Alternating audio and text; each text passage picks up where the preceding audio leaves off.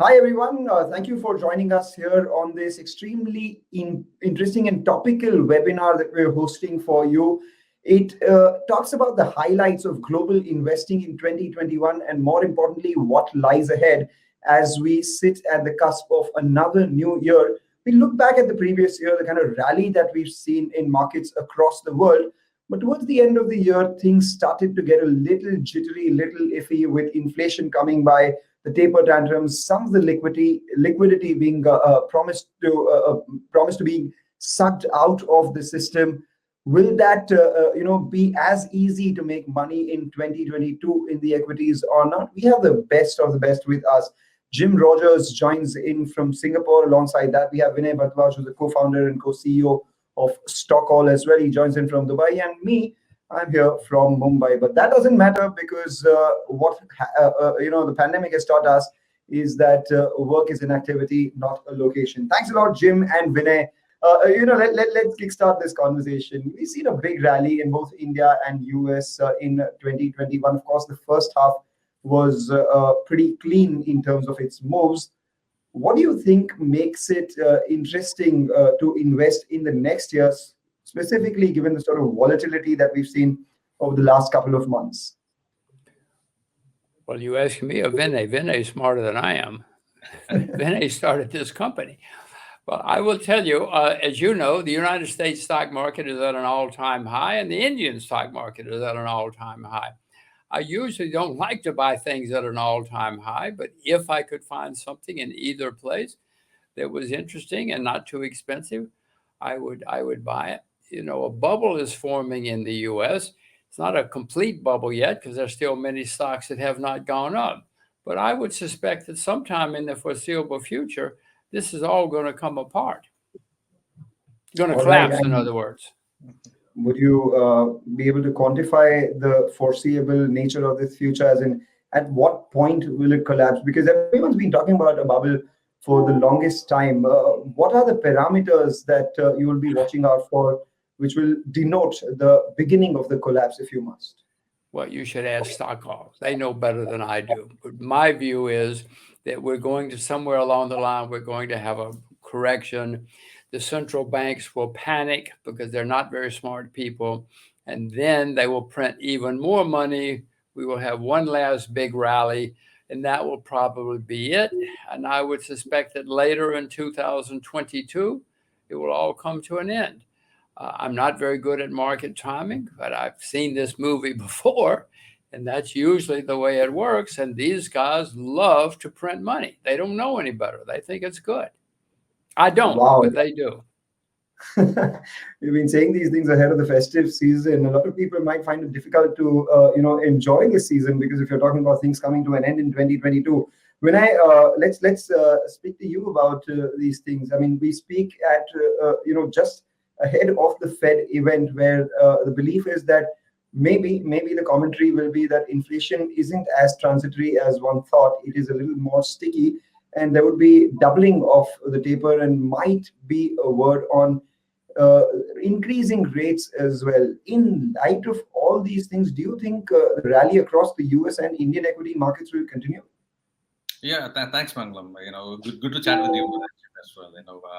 I think your experience is like my age, so it'll be good to learn from you. You're making me feel extremely old right now. Yeah. To a large extent, right? So, to answer your question, Manglam, there are like two different aspects to it, right? So historically, when you've seen when the inflation has been at the highest, I think last time when the inflation was pretty high in the US, it was around 1976 or 77, if my memory serves right. And during that time, the market essentially returned about 23-24%. And when you see the historical analysis of the inflation correlation with the S&P 500, output to a large extent, it has been doing pretty decent whenever the inflation is like going up a little bit high.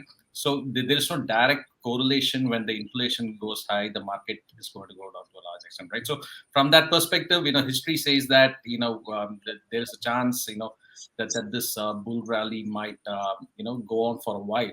And just to add a little bit of flavor to what Jim mentioned, I think the markets. We have a full-fledged retail participation in the market, which we have never seen in the past. Be it from a US perspective, be it from an Indian market perspective, the number of people who have come onto the markets, the retail investors, it's been like a crazy rally, right? So you take any brokering firm, you see the statistics.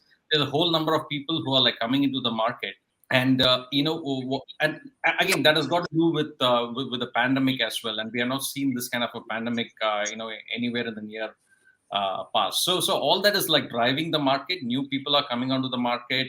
There is a whole sense of euphoria that you can make a decent buck, being part of the capital markets to a large extent, be it the US market or the Indian market. So from an overall perspective, the sentiment is like pretty bullish, but we got to wait and see, right? So whether it's going to correct or not. And I don't foresee a crash like the 2008 event which is going to happen, but I think it's predominantly going to be like correction, and you just got to have a kind of a yo-yo kind of a movement, and it's going to be a little bit volatile, and that's been the case for the last 2 years. But I don't see a crazy crash or a correction which is going to happen anytime in the near future. Vinay, All right, go ahead, Jim. Well, Vinay, I want to tell you, I have not sold anything yet. I still have invested in markets around the world because, as I said before, I don't see the total bubble yet that usually happens when you have a market ending. But you just, all the things that happen towards the end, new people come into the market. It happens every time there's a long bull market all over the world. This is nothing new. And SPACs, SPACs have been around for 300 years. Yep. But every time it's the end of a long bull market, here come the SPACs again. All of these new people say, I have discovered this new thing called the stock market, and it's so much fun, and you can make a lot of money, and it's easy. It's easy to make a lot of money.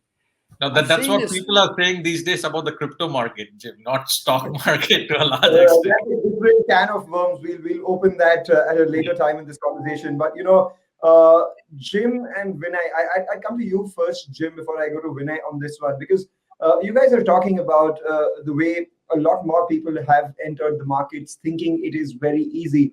My question to you is this time different than what it was in the past?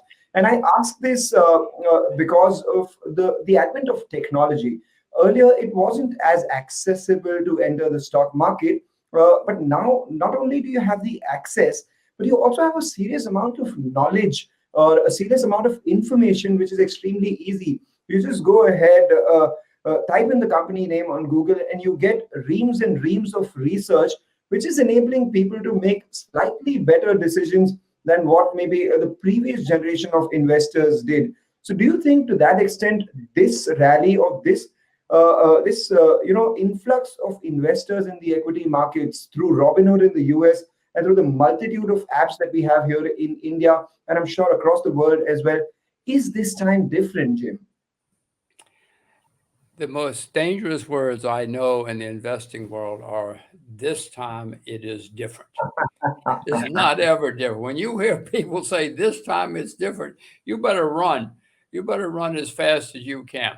But I will say, yes, it's getting easier. I mean, look what Vinay's done. It's brilliant what he's done. It became possible for Indians to invest, and he took advantage of it. That's great.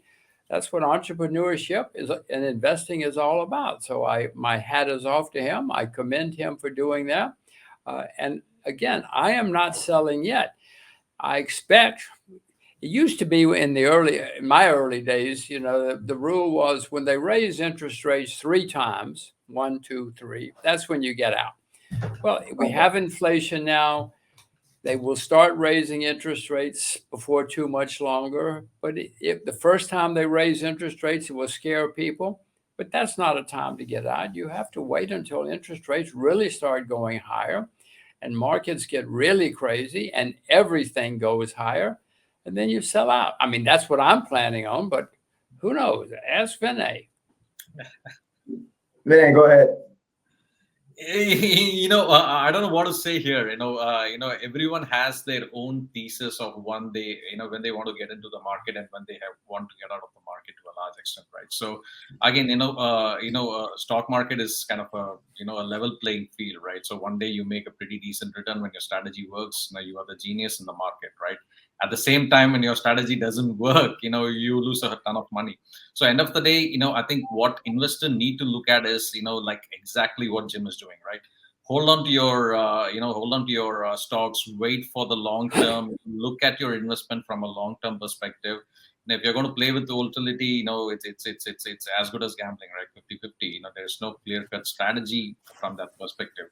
But when you're going to have your fundamentals right, when you pick your equities right, when you understand the macro trends to a large extent, and you hold on to your position for for a decent amount of time, people have always made pretty decent return in the market. So, what are the macro trends that you are watching out for? Say, give me 3 or 4 of them. So, from a macro, perspective, obviously, the Fed, the rates, that is going to be like Jim, mentioned, that's going to be one of the things to, watch out for. And obviously, how the pandemic is going to shape up. We saw the Delta variant, which had a, decent impact, but it didn't have that much of an impact on the market. But the moment a new variant was announced, there was a correction, there was a dip in the market, and a pretty decent dip from US market and the Indian market. So I think these two are going to be a short-term driving force to a large extent. But I think, Jim might be the right guy to give a global macro view as to what all to look out for when you want to enter into the market. Jim, what is the global macro view? And while you talk us through the macro view, what is the micro view in terms of what sectors should one be in to protect their capital? Well, the global macro view is that they're printing money. This has never happened in world history, that so many central banks have printed so much money and $6 trillion. governments borrowed so much money and spent so much money. Never. This has never happened in world history like it's happening now. And look out the window. Markets are booming because there's all this money going around, as I say. I haven't sold anything yet because I see they continue to print money. Now, as to what to watch for, well, first of all, I should say, Vinay said that you have to hold a long time. Yes, and most of my investments I have never sold. I like to buy things and never sell it. But Vinay, I expect the next bear market, whenever it comes, will be the worst in my lifetime. And I think I'm older than you, so it's going to be the worst in your lifetime too. In 2008, we had a big problem because of too much debt. Well, Vinay, since 2008, the debt, oh my gosh, the debt everywhere, even India, even China, everybody has increased their debt by staggering amounts. So the next bear market has to be really bad. Now, I'm not trying to scare people. I'm just telling you a few facts. The debt is so very, very high that I would suspect the next time it's going to be bad. So, but if you're prepared, I mean, if you speak to Stockal and they explain things to you, you will be prepared, and you'll be okay. You'll survive, and you might even make money. In the For those who are 1930s. not speaking to Stockholm, let me speak on behalf of all those people. Vinay, how do you protect yourself currently? I mean, where do you put your capital? Jim said he's not sold yet, but were he to sell, what are the areas where he should keep the money? Would you recommend he stays in cash? Would you recommend he stays in debt or in equities? There are some safe haven places. So, to answer you there, Manglam, so if you look at the rally which has happened in the last 2 years in the US market, right, it is like pretty much driven by the large cap companies in the US, predominantly Fangam and these kind of guys, right? The large tech companies have been driving the rally to a large extent, right? So when you come down, away from the Fangam and look at the mid cap opportunities which are like present in the US market. Now you take a sector like healthcare. The obesity rate in the US is like on a all-time high, right? So, and you take care, and the pandemic is like coming into the equation. So you take care of, look at, opportunities in pharmaceutical and healthcare to a large extent. Now, they are like pretty decent companies which are like available at very cheap multiples, right? So that is something which could be looked upon. And then you look at the whole new, the electric vehicle revolution, which is like happening. Apart from Tesla, you take, Tesla's outliner, you take out Tesla, then there's a whole set of new age companies, who are like trying to, get into this market, sustainable energy to a large extent. People are looking at it in a very, very, active space. So, if you have a long term, horizon for your investment, and you pick and choose, companies which are fundamentally right, and which goes with the overall sentiment of the people, then you can make a pretty decent buck. There's a lot of opportunities like which are like available, in the mid-cap segment in the US, which people just need to dig into it, right? So there's a lot of companies which are available, with a good multiples there. And what are the other buying opportunities that you eye, Jim? You said you're not selling, but are you buying? And if yes, what? Well, as I look around the world, bonds everywhere are the highest they've ever been in world history. So that's a bubble. That's clearly a bubble. If you look at property in many places, New Zealand, Korea, parts of India, that's a bubble. If you look at stocks, some stocks are beginning to form bubbles. I mean, Apple goes up every day. 10 cent goes up every day. Some of these Samsung, some of these stocks never go down. So some stocks are starting to find a bubble. The only asset class that I know that is not a bubble is, commodities. Silver is down 60% from its all-time high. Sugar is down 60 or 70%. These are not bubble numbers. So I would prefer to look at areas such as commodities. Now, whether you buy the miners or the whatever you buy, that's where I see the best opportunities. And I see opportunities in things that have been beaten down. As you know, travel, tourism, transportation, exactly. Many of these things have been beaten down. Throughout my career, if you find things that are beaten down, you often find opportunities. I know we're not going to take the boat to London in the future. We're probably going to fly to London in the future. Right. So some of these things like airlines or restaurants, there are probably greater opportunities, and that's where I am looking. Commodities, beaten down things, or something new. Vinay spoke about electric vehicles. Yeah, if you can find the right companies, most of them are very expensive. But remember, if they're going to be electric cars, and apparently there are, remember, electric cars use several times more copper than do regular cars. They use lithium and lead and nickel and things like that. So maybe the best way is to play, if you cannot find a good company, is to find the people that supply the electric cars. I've seen it.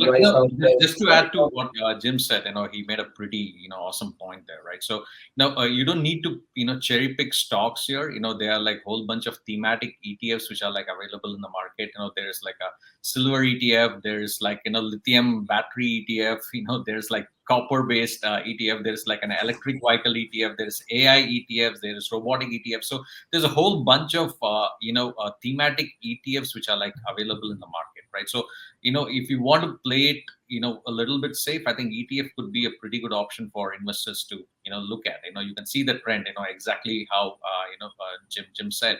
So, you can have those ETFs and you can invest in those ETFs. So it's diversified. You have a pretty decent set of companies. It's thematic. So you know where you are investing in. So, that might be a pretty good option for, investors to look at. Which is what my point was, whether is this time different because of the multitude of opportunities available to people. Earlier back in the day, one didn't have these thematic ETFs, etc. For people to diversify their risks as well. But having said all of this, Jim, would you say that the cryptoverse, if you must, is a bit worrying because if it goes higher from here, then or it's all well and good. A lot of the money will get out of equities, go into cryptos. But were it to crash, a lot of people do call it a bubble, etc. Will there be a collateral damage on the equity markets? When crypto crashes, is that what you Yep. said? Yeah. Well, I will confess to you, I have never bought nor sold a crypto. I wish I had bought. I wish I had bought a lot of things a long time ago. I did not. My view of cryptos is, yes, they will crash. They will collapse eventually. I don't know when. And when they do, a lot of people are going to lose a lot of money. But that, as I said before, that always happens at the end of a big new bull market. A lot of new people come in and talk about how much fun it is and how easy it is. And when the cryptos crash, many people will say, it's fraud. I will never invest again as long as I live. And some who invest in stocks will say the same thing. Now, maybe I'm wrong. Maybe cryptos are the wave of the. I do know, by the way, I do know that money is going to be on the computer in the future. It already is in China. America and everybody else is working on computer money, and eventually it will all be on the computer for many reasons. But when America says, "Okay, this is money now. You must use this as money," and the American Washington is not going to say, "But if you want to use that money over there, you can use their money too." That's not the way politicians think. That's not the way governments think. They like control. They like monopolies. So I would just suspect that if cryptos are successful as currency, which the optimists say, it's going to cause governments to come down hard on them. But in the meantime, as long as they're just trading vehicles, and many people are trading them and making a lot of money, many are losing a lot of money. But if you're good at it, do. And as long as it's not a threat to governments, it'll probably go on for a while. Am I buying them? No. Am I selling them? No. I have other things to do. What are your thoughts, Vinay?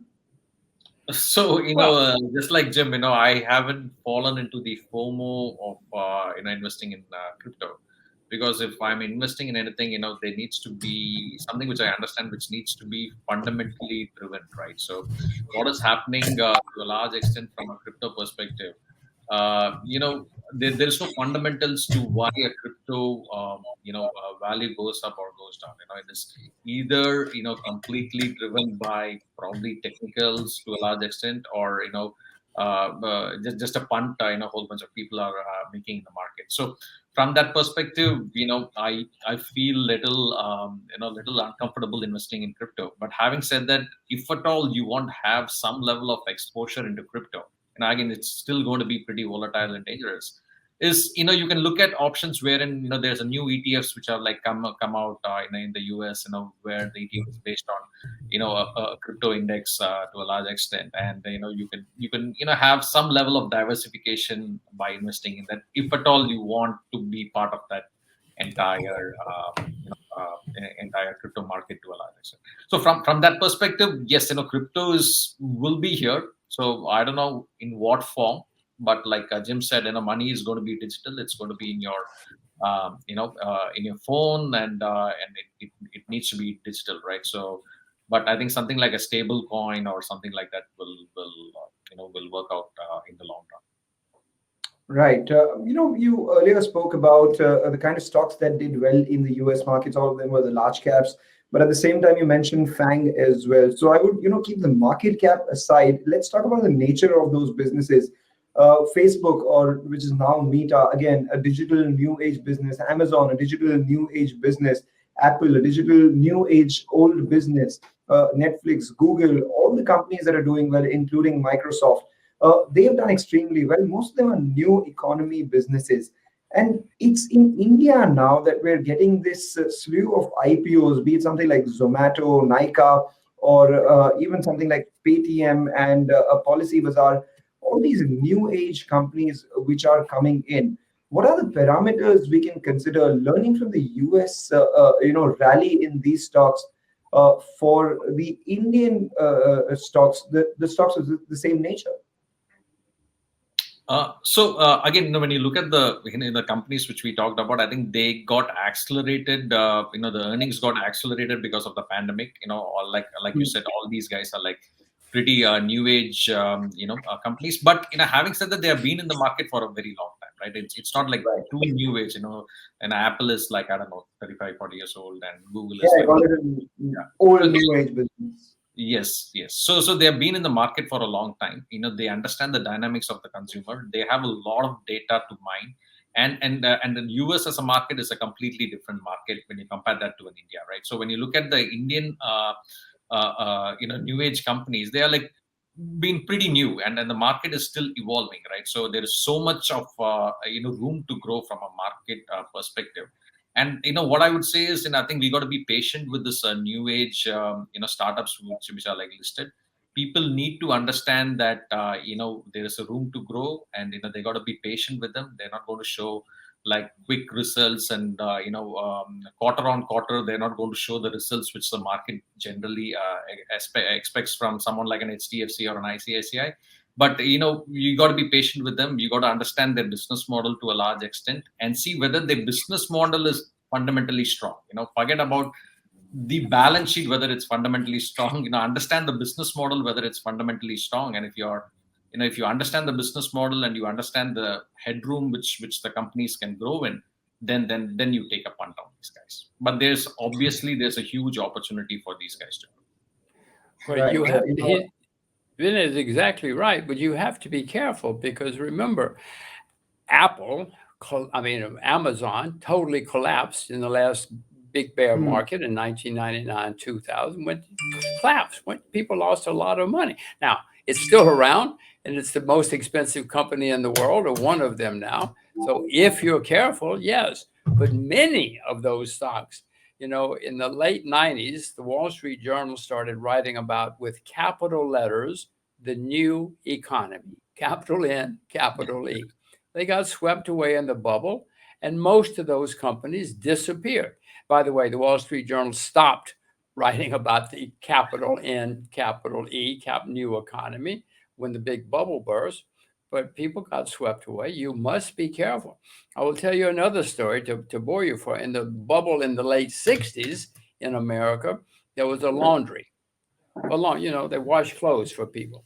They changed their name to Computer because computers were the big bubble then. They changed their name from laundry to Computer. mhm. The stock went straight up. Ah, everybody rushed to buy the stock. Well, needless to say, it disappeared. It's not a big computer company.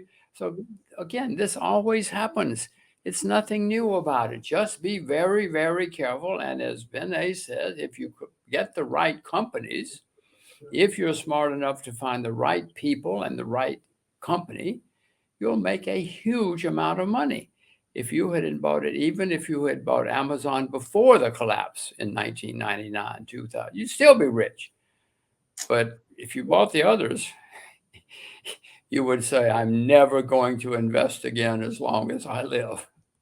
The question is, who knows what, right? Jim, because someone told me that the best company in this space in India is extremely undervalued, and the worst company is extremely overvalued. The only problem is I don't know which is the best one and which is the worst one. And just to add on to the story that you spoke about, a laundry company going ahead and renaming itself as a computer company, we have a lot of those in India as well, where suddenly every company wants to be a platform, including a quick service restaurant company, or a company which was earlier named XYZ Solutions is now calling itself XYZ Platform. So I totally take your point on the trend, and this goes all the way back to the 90s, dot-com boost that we had, where we understand that there was a textile company which called itself a software company. The only difference, it named itself Soft, WEAR. You wear softer clothes. That's why they call themselves a software company. So yes, the markets are replete with such No, anecdotes. I forgot this company name. No, I think Musk kind of tweeted about this company. I think called Signal or something. If I'm right, Right. and Yeah. That's there right. was a listed company which was Signal, which was like not the Which Signal has which I was nothing to talking do with about, that. and then Yes. stock kind of shot up like crazy, right? So that is going to happen in happen in any kind of a bull run. So that's what. No, you got to come down to the fundamentals. You got to do your research a little bit, right? right? So otherwise, you don't know what is going to happen. Yeah, and what social media has actually done is it's increased the pace of and the scope of distribution of news. So and in doing so, it's also increased the volatility that we've seen in the markets, and to that extent, bubbles are formed much faster, and they're punctured much faster as well. Case in point, the COVID decline that we saw, the COVID bear market a few months that we saw in March 2020, that was one of the shortest bear markets that we've seen in the history of the stock market. And at the same time, the reversal was equally fierce and ferocious. But all those conversations for another day. Jim, I wanted your thoughts in particular on the currency right now. People are looking at the dollar as some sort of safe haven. We've seen the dollar index inch back to levels of around 96, 96 and a half. What is your sense in terms of the way currencies are going to move in the next year? Well, I own U.S. dollars. The U.S. is the largest debtor nation in the history of the world. So you may say, well, why do you own U.S. dollars? I own them because whenever there's turmoil, people look for a safe haven. They think the U.S. dollar is a safe haven. So when things get bad, people will rush into the dollar. It will get overpriced, and I hope I'm smart enough to sell it at that time because it is a terribly flawed currency. No currency stayed on top forever. And the U.S. dollar, I mean, I'm an American, so I don't like saying it, but the U.S. dollar is certainly coming to an end sometime in the next few years. And if it gets overpriced, I hope I will sell it. Now, if you're a foreigner, if you're an Indian or any other nation, and you own U.S. dollars and it goes higher and higher, you'll make money. Just be careful because nothing goes on forever. I can remember when the pound sterling was the world's reserve currency. Well, the pound sterling is nowhere near the world's reserve currency anymore. I don't know. What do you think will replace the dollar if the dollar has to die? Will it be crypto? What do you think will replace the dollar if the dollar has to die? I was afraid you were going to ask me. I don't know at this point. I have some possibilities. I mean, I will certainly, I told you, I will be buying more silver and more gold in the future. But I don't think they will replace the US dollar. There are several countries looking for a competitor. India, China, Russia, they're all looking for something to compete with the US dollar. And I don't know yet. Might be the Chinese currency, but that's crazy because it's a blocked currency right now. You can't buy and sell it. So it's certainly, unless something changes dramatically. So I'm looking, I assure you, I have to worry about questions like this every day. I don't have an answer yet. I do own a lot of US dollars, and that's my answer at the moment. Vinay, this uncertainty that Jim is speaking about in terms of the geographic uncertainty, where you don't have a replacement to the dollar yet, but there is this imminent demise of the dollar. Again, not my words, his. That gives a lot of faith to the crypto guys who believe that maybe the future is blockchain and not any country's currency. Do you think that's a possibility? No, I don't see that happening, right? To a large extent, I don't think crypto will be taken as legal tender to a large extent. I think crypto will essentially be a newer asset class, a much more volatile asset class, which you would like to have in your in your kitty.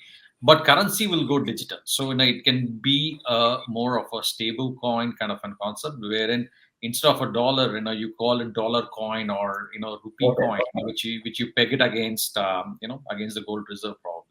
But I think that's how it will evolve to a large extent, so that there is no minting cost, there is no management cost of currency and all those stuff.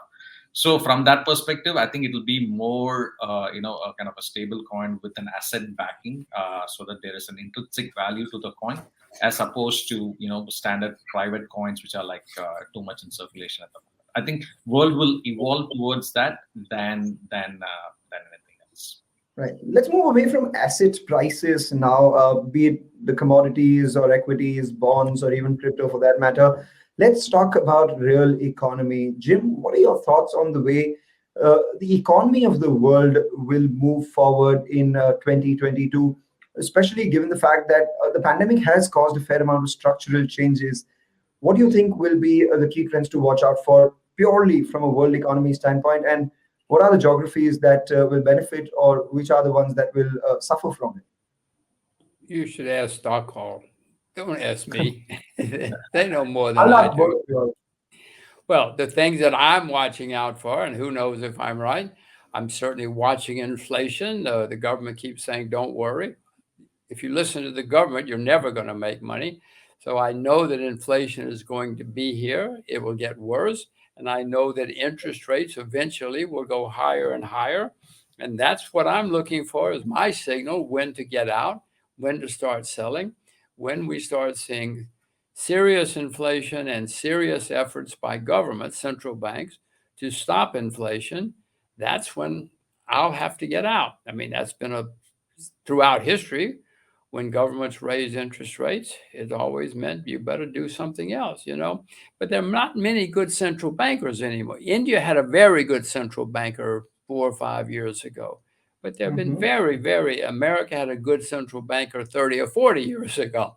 Been very, very good central bankers in history. But I am watching inflation, interest rates, and eventually the central banks are going to lose control. The markets are going to raise interest rates.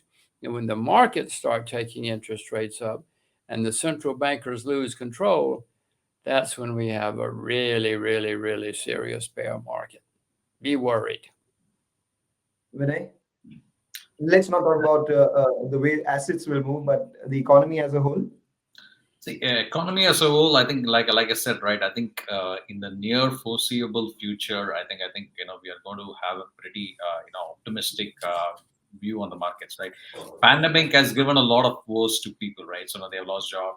It's like pretty stressful being in this pandemic for the last 2 years. So people generally look out for other avenues to get their highs to a large extent. So I think stock market and crypto is offering that avenue, coupled with the fact that the ease of doing transaction, ease of opening a brokering account, and again, in the bull market, we are in a bull market, so all that are like adding up to the fact that there is a overall bullish sentiment from a sentiment perspective. I'm not even getting into the macro or fundamental level. From a sentiment perspective, there is a bullish overview on it. And I think we just got to wait and watch, right? So no one has gone through this cycle ever in the past. So I think we are just learning from what we understood from the past. But future is always different, right? So we'll wait and watch as to how things evolve. But I think you got to keep an eye on the inflation. But history says that with inflation, the returns were also pretty decent. So it's I think you got to wait and watch. But what I would say is invest in companies and sectors which you understand, not what you get tips from others. You got to understand the basic fundamental of the particular business where you are investing in, understand the macro level to some extent, and then have a pretty decent diversification on your portfolio, right? So even if the market crashes to some extent, if you have a little bit of a hedge with a silver or a gold, from an ETF format or a direct commodity format, or have a hedge with some of the larger companies, then your portfolio won't hurt that much. Stock investing is all about minimizing your loss than maximizing your return. So if you work on that principle, then I think you can tide the wave whenever it happens. Right. Last couple of questions before I let you. Vinay, your thoughts on corporate earnings? How are earnings likely to pan out in 2021? No, I think the last 2 quarters, if you've seen, again, when you look at the large cap and pretty much most of these corporates, they have been showing a pretty strong earnings, right? So they have been quarter on quarter, they have been showing pretty decent earnings, and I think it will go on for at least another couple of quarters for sure. I don't see that there's going to be a dip, because we are still in the middle of a pandemic. Still, the world hasn't opened up. Still, we have a new variant. I don't know how that is going to pan out. And, all the logic as how those companies worked, when the first wave, second wave, third wave happened, holds true even today. So from that perspective, I think for the next 2 to 3 quarters, I think we are going to have a pretty decent earning. Especially, again, you got to look at banks and stuff with inflation coming in, rate of interest will go up. So they might post a pretty decent return as well. So these are the sectors which you got to just look at. All right. And Jim, I always wanted to know your view on oil now, because in the past you've been pretty bullish on it, but at the same time, now things fundamentally changing with regards to electric vehicles coming in. Maybe the demand for oil may not be as much. In that regard, what are your thoughts on crude? Well, known reserves of oil continue to decline, and they have for a while. The fracking bubble came along, and we got more crude for a while, but then the fracking bubble has burst now. I mean, fracking's still around, but it's not like it was before. So reserves, known reserves, continue to decline all over the world. Yes, we're having new sources of energy, but I wouldn't sell oil, not now, because unless you're a trader or something, because known reserves continue to decline, and we got to have more energy. People don't like coal, but look out the window. You want electricity, you got to have coal, you got to have oil, and that's going to go on for a while. But I want to go back to something Vinay said, because it's extremely important. He said, if you know what you're investing in, if you stay with what you know, you will probably be okay no matter what happens. If you listen to hot tips, you're going to lose everything. But if you only invest in what you know, you're going to be okay. Even if things get bad, you will know what to do. But if you bought something on a hot tip and things get bad, you don't know what to do. And so you're going to suffer. Now, everybody wants a hot tip. Everybody wants to be rich this month, including me. I want to be rich this month. But I tell people, okay, stay away from hot tips. And they say, okay, we will stay away from hot tips, but just give me just one hot tip, one hot tip. And I'm saying, listen to Vinay and stay with what you know. The circle of competence, that's what everyone talks about, right? And holding on to your horses, the emotions in a market like this would do much better than anything else. So a final question to both of you all. We start with Jim. Jim, I will give you $100 for you to manage in 2022. How would you split that up? Where would you put? What kind of money would you put? I'd go to the beach. For $100. If I had $100, I would go to the beach and have a wonderful time for 2022. No, if I had to only buy one thing in 22, it would be an agricultural ETF. I would buy RJA on the New York Stock Exchange. All right, RJA on the New It's York an Stock ETF. Exchange. It's an ETF for agriculture. And Vinay, if I give you $100 to manage my portfolio, which is what it is worth right now, $100, that's all. Where would you? How do you splice it up? So I would do it pretty. If you want to kind of a safer, investment into the markets, right? So I will go with one of the index funds. Someone like a QQQ, so that you have that diversification and you are a little bit covered. So I will go with an index fund. And then if you want to even diversify even further, then you have a split between a couple of thematic ETFs, and have a few of the larger companies just to hedge your bet, and couple of new age companies which you feel will hit the roof, and probably a couple of dollars on crypto as well. All right. Thank you, gentlemen, for joining in and giving us this view. Wish you guys a very Merry Christmas and an extremely happy 2022. The last 2 years have been tough on all of us as people. Let's forget the kind of rallies that we've seen in the stock markets, but let's hope humanity emerges much better in 2022 as against what it did in 2020 and 2021 as well. This has been a great conversation. Thank you so much, Vinay, and legend Jim, for joining in. Thanks, Jim. Thank you.